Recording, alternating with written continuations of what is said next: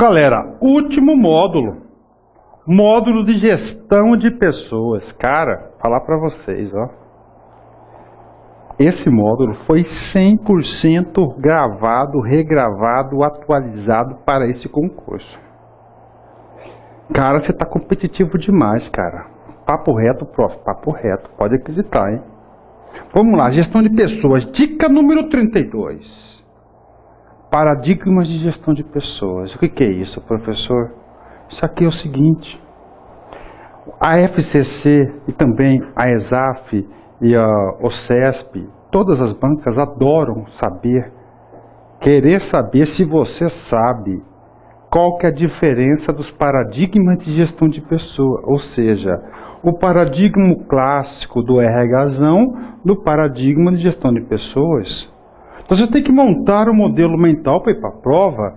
Paradigma clássico, foco nas estruturas e nas tarefas, a organização é uma máquina e que precisa de recursos, valorização dos modelos autocráticos e centralizadores. Paradigma atual, foco na dinâmica da organização. Organização é um lugar aberto, construído coletivamente. Valorização da descentralização. Tem mais? Claro que tem. Paradigma clássico, cargo alienado e super especializado. Pessoas só produzem ser recompensadas materialmente. As pessoas precisam ser controladas. Paradigma atual, ampliação das responsabilidades do cargo, enriquecimento. Motivação atinente ao potencial da carreira. Estímulo à criatividade e à liberdade de expressão. Paradigma clássico, as pessoas eram tratadas como recursos. As pessoas precisam ser administradas, planejadas, organizadas, dirigidas, otimização dos recursos. Já no paradigma atual é o oposto. As pessoas constroem as organizações, fornecendo competências, inteligência, capital intelectual, respeito à história de vida e conciliação dos interesses individuais. Pronto, tá aí. Cara, questão de paradigma, pode cair, hein? Oh, tem mais uma aqui. Clássico. As pessoas, assim como recursos, devem ser otimizadas, devem obter o máximo delas, fornecendo o mínimo de espaço e recursos. Paradigma atual, capital intelectual é intangível, é o grande diferencial, o que torna a organização competitiva e dinâmica. Pô, professor, 10 em 10. Dica 33. Tá? Dica 33. Os processos de gestão de pessoas, segundo Hidalberto Chiavenato. Já caiu em várias provas da FCC. E pode cair novamente? Claro que pode, prof. Quais são? Primeiro processo de agregar pessoas. O processo de agregar pessoas está envolvendo o processo de recrutamento e seleção. Agregar, ó. Agregar, trazer de fora para dentro. Processo de aplicar pessoas. Aqui está o que? A descrição dos cargos, avaliação de desempenho. Processo de recompensar pessoas. Processo de desenvolver pessoas, está aqui a gestão por competências. Processo de manter pessoas e, finalmente, o processo de monitorar pessoas. Tá? Esses são os 6 processos de gestão de pessoas. Tem que dar uma lida lá no material didático. Ok? 10, ótimo. Dica número 34, o meu número da sorte. O número da sorte. Os teóricos de gestão de pessoas. Nós vimos vários teóricos, mas eu vou falar para vocês. Costuma cair é o Maslow e o Herzberg. O Maslow diz o que? Da hierarquia das necessidades, da pirâmide de Maslow. Não é isso? A hierarquia são 5 necessidades fisiológicas, segurança, sociais, estimas e autorrealização.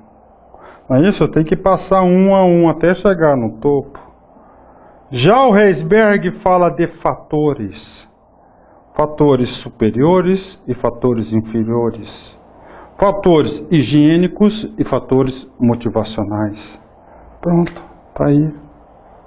Pronto. 35. Teoria X e teoria Y. Quem que escreveu a teoria X e a teoria Y? Anotem aí porque não está ali, eu esqueci.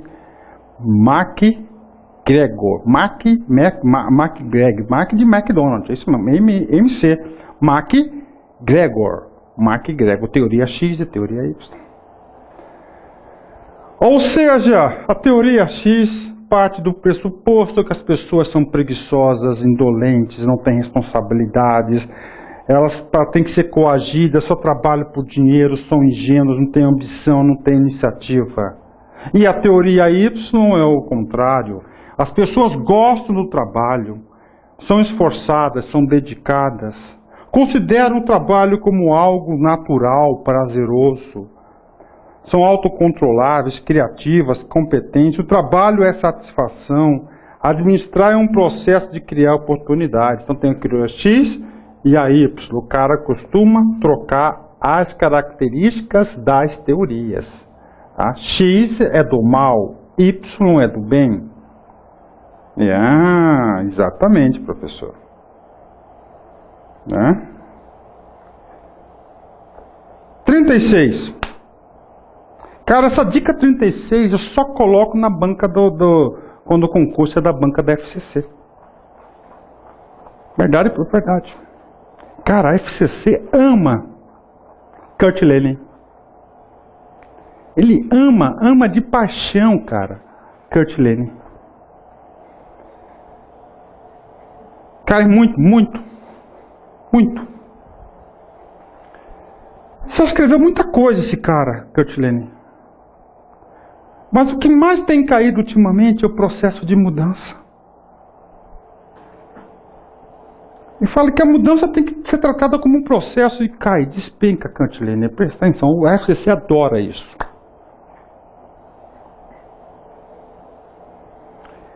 Ele fala o seguinte: para a pessoa mudar, tá lá, Luizão, tô aqui, tá? Eu tô feliz do jeito que eu tô. Eu não quero mudar. Significa dizer que eu estou o quê? Fechado para a mudança. Eu estou congelado. Não adianta, vai gastar dinheiro em mim, tempo na organização, Luizão vai continuar do mesmo jeito, ele não quer mudar. Então no processo de mudança, o cara primeiro tem que querer. Esse querer ele chama de descongelamento. Agora Luizão já está aberto, eu quero mudar. Eu vou descongelar. Depois que se descongela, vem a mudança. Você passa a adquirir o que? Os novos hábitos. Adquirir novas posturas. Você mudou, você é outra pessoa. Pronto. E o que você faz agora? Eu gostei da mudança, eu quero continuar assim.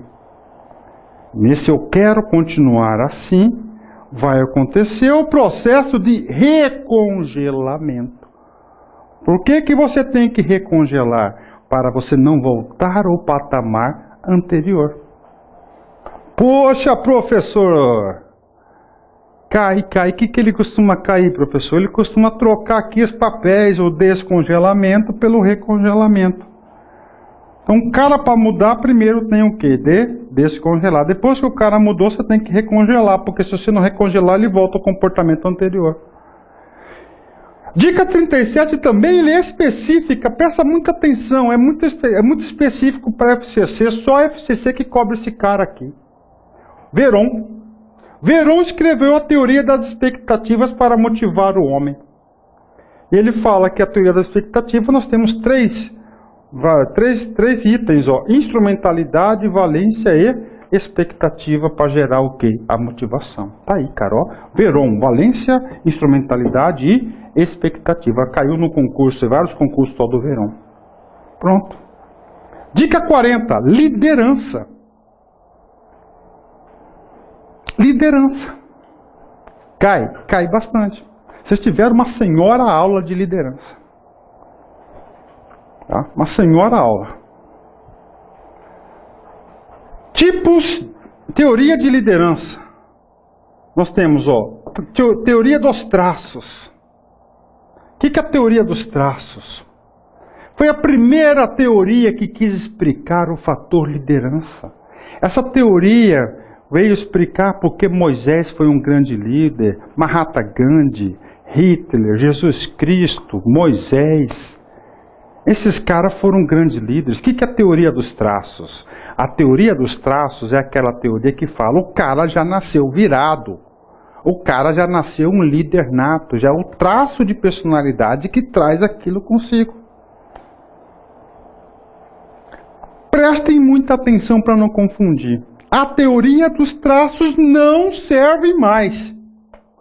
Ela não é mais aceita na administração moderna. Mas ela foi utilizada para explicar no passado por que os grandes líderes conseguiam convencer multidões. Tá certo? Ela não existe mais. Por quê? Porque hoje na administração fala o seguinte, que todo mundo é capaz de ser um líder. Catequiza o cara, dá curso para ele, ensina ferramentas, técnicas, ele vai ser líder. Aí nós temos as teorias comportamentais, que está focado nos estilos de liderança. E temos a teoria contingencial, que é para você vai ser um tipo de líder de acordo com uma situação. Nisso, vocês vão ter que saber, isso despenca em concurso público. Isso aqui é um material que foi extraído do livro do Hidalberto Chiavenato, que a FCC utiliza para fazer as questões de liderança. Tá? Olha só, cara, know-how que eu estou passando para vocês. Para chegar a essa conclusão foram anos e anos, hein? Então é o seguinte, você tem que saber as características do líder autocrático, do líder democrático e do líder liberal. Lembrando que os três são úteis, não tendo o bem e não tendo o mal. Professor autocrático, o cara manda, o cara faz tudo. No autocrático, por exemplo, o cara foi nomeado para ser gerente de uma unidade, onde o povo lá é indisciplinado, não quer trabalhar, não quer nada com nada, gosta de dar o tombo no serviço e não sei o quê. Se o cara chegar muito bonzinho lá, o grupo patrola ele, coloca ele no bolso, então ele chegando, como diz o professor Sabag, opa, autocrata faz isso, pá, coloca a turma nos eixos. A turma começa a trabalhar e fala assim, não adianta, com esse cara aí não dá, vamos trabalhar. Aí a turma vai trabalhando, vai aprendendo, vai gostando do trabalho. E na medida ele vai dando abertura para o cara, até chegar no nível de fazer a coisa de forma participativa, democrática. Só que aí os caras lá trabalhando na repartição, gostaram disso porque passaram a ganhar mais, ficaram mais motivados, tiveram mais status. Começou a desenvolver, continuou, aliás, a se desenvolver mais e mais e mais. Chegou um momento que o grupo já fazia tudo, não precisava do líder. Esse é um líder que é chamado laissez-faire, liberal. Eu particularmente prefiro estar aqui. O povo lá, se matando em trabalhar e a gente aqui na boa no Facebook. Agora, para chegar nesse estágio, o cara tem que estar preparado e o grupo mais preparado ainda. Então, atenção, dica para vocês, cara, lê esses quadradinhos, tá? Lê esses quadradinhos com muita atenção, que isso cai muito em concurso público. Dica 39, gestão por competência. Gestão por competência cai, cara. O que mais cai de gestão de competência é isso aqui, competências essenciais. São as core competências, são aquelas competências que vão fazer diferença na organização. Lembrando que nós temos as competências funcionais, que é de cada função, de cada área, gerenciais, que é do gerente, do executivo, e a individual. Competência, professor, o que é a competência? A competência é o chá. Tá? C de conhecimento, tá? C de conhecimento, H de habilidades e A de comportamento. Vocês tiveram a aula de gestão de competências também. Tá? Olha só, isso aqui, o slide 83, isso aqui que cai em prova, cara. As competências essenciais. O examinador quer saber se você sabe o que é competências essenciais. As competências essenciais produzem indicadores de desempenho que fazem as empresas se diferenciar, se destacar. Então, aquilo que alavanca realmente a empresa, a organização. Por exemplo, oferecem de forma perceptível um diferencial sobre seus concorrentes. Ganham reconhecimento de sua excelência, tanto no ambiente externo quanto interno. Por isso que ela é o core competências do inglês. Agregam valor aos clientes, ou seja, o cliente percebe que já o que ganha agrega valor. Alcança estabilidade na sua participação de mercado. E, finalmente, consegue envolvimento e engajamento de todos os seus colaboradores de envolvimento. Seus processos internos são integrados e altamente eficazes. Então, dica 39 é gestão de competência. 40! Cai muito a FCC isso. E a FCC gosta de cobrar mais os métodos de avaliação de desempenho tradicionais. Tá? Essa aula aqui que eu passei para vocês, cara, é papo reto. Isso aqui é uma aula da maturidade do professor Luiz Antônio, concurseiro profissional, com muito orgulho. Todas as provas, todos os concursos eu dava essa aula, eu me esforçava e lá vinha uma questão. Bom, e nessa questão, meu filho, sabe o que acontecia? Eu me ficava frustrado. Por quê? Porque a aula que o cara assistiu, eu vi que não dava base para ele acertar a questão. Eu fico preocupado com isso.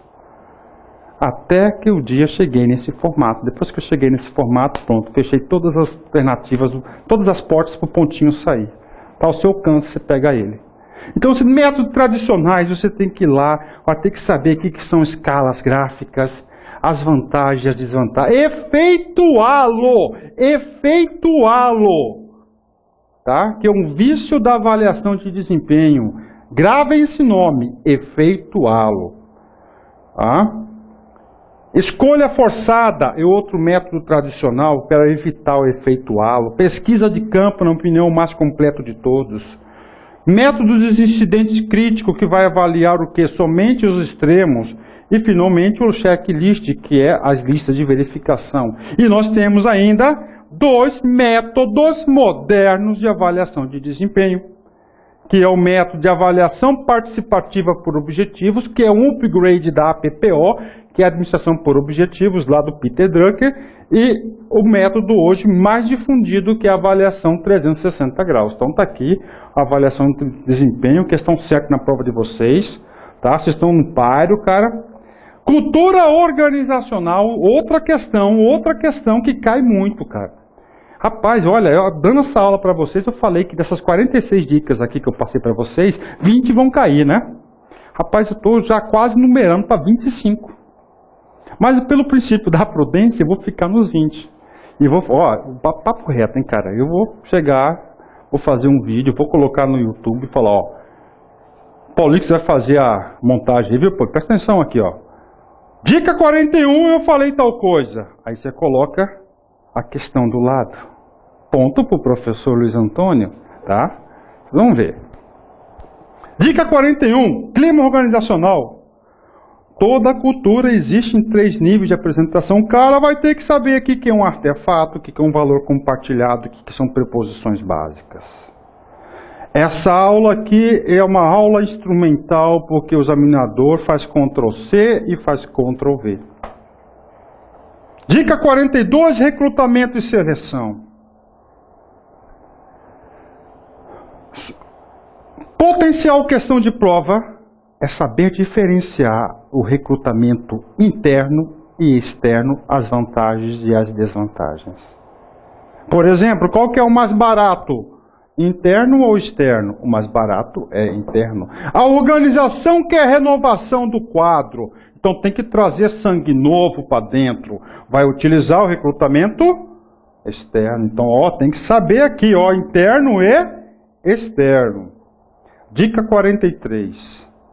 treinamento e desenvolvimento. O assunto de treinamento e desenvolvimento que nós estamos apostando chama LNC ou LNT, levantamento de necessidade de treinamento ou levantamento de necessidade de capacitação. E aqui estão as fases para fazer. Por quê? Porque você levanta o que está precisando ser capacitado na organização, monta o quê? Monta um plano de capacitação, plano de treinamento, pronto, manda bala. Então tem definição da técnica, apresentação à diretoria, comunicação a diversos setores, a execução, que é a coleta das informações de setor em setor, análise e tabulação das necessidades, aprovação da diretoria e elaboração do cronograma de treinamento, que nada mais é que o plano de capacitação. Dica 44, outra importante, gestão de conflitos. Inclusive, o professor colocou 2 dicas de gestão de conflito que pode cair 2 questões. Certo? Não deixa, cara, muito fácil. Você tem que saber o que é uma abordagem estrutural para você tentar diminuir um conflito. Processor. Estrutural é fácil. Na repartição tem duas pessoas e uma cadeira. Vai dar conflito? Vai. 2 bundas e uma cadeira, não tem jeito. Abordagem estrutural. Compra outra cadeira. Pronto, resolveu. Abordagem processual. Os 2 caras mal se cumprimentam. Estrutural, vem um gerentão aí. Vem cá, vocês 2 aqui. Dá a mão aí. O que é? O que aconteceu? Então há intervenção no processo. E mista os 2. Aqui.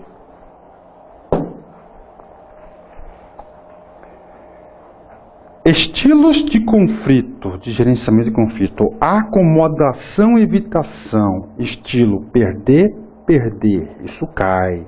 Competição. Um ganha e outro perde. Compromisso. Ganho e perde. E o outro, colaboração. Ganha e ganha. Cara, isso aqui é muito importante. E finalmente, dica 46, comunicação. Cara, isso aqui está despencando em concurso público. Isso aqui é assunto novo em concurso público. Fluxo de comunicação. O cara vai ter que saber o que é uma comunicação vertical descendente. É o que? Cumpra-se, é que tem autoridade do chefe para baixo. Horizontal, você está no mesmo nível. Diagonal, você passa por todos os níveis. Tá? Transacional, ascendente, isso aqui são os fluxos de comunicação. Cai. Pronto. Aulão, missão cumprida. Paulix, roda pra gente aí. Amigos para sempre.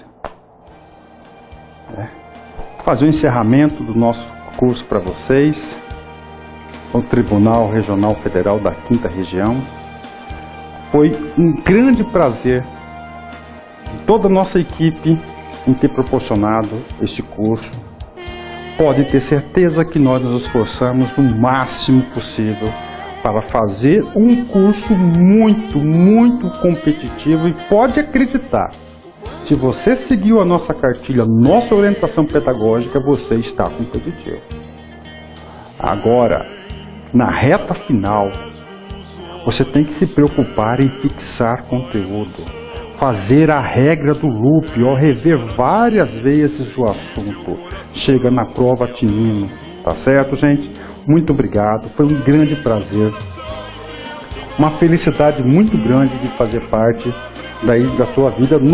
Eu particularmente, que sou aqui de Cuiabá, escolhi essa camisa, homenagem aqui à minha terra natal, que hoje é 40 graus, cara, mas eu tô fazendo 50 graus aqui. Papo sério, cara, né? E outra coisa, velho, você não me adicionou no YouTube, lá no Facebook, adiciona a gente aí no Facebook. É muito legal interagir no Facebook.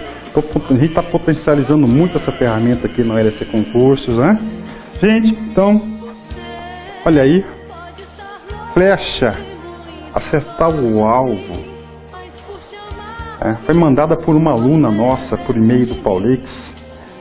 Uma flecha só pode ser atirada se for puxada para trás. Quando a vida estiver lhe arrastando para trás, com as dificuldades, apenas imagine que logo ela estará lhe lançando para algo grandioso à sua frente. Bela, né? Bela mensagem, né? Legal, gente? Se você gostou do aulão, avalie aqui o aulão aqui, que a gente vai ter. Vamos avaliar aqui o resultado de vocês. Foi a Jane Alves que mandou essa mensagem. De qual estado? Peraí, qual estado? Só um minutinho, o Paulix está consultando o seu Facebook. Tá? Tá, hoje não é que tá dificuldade, tá lento porque a gente tá fazendo um upload de aula, né? Aí a internet aqui do nossa produtora fica. Maceió, Alagoas, ó. Abração pra você, hein? Jaciana? Jane Alves, ó. Abração, Jane, do seu professor do coração. Pessoal, fique com Deus. Boa prova, conte conosco. Tchau, tchau. E eu quero fazer, nós vamos fazer aqui a listagem dos aprovados, hein? Fui!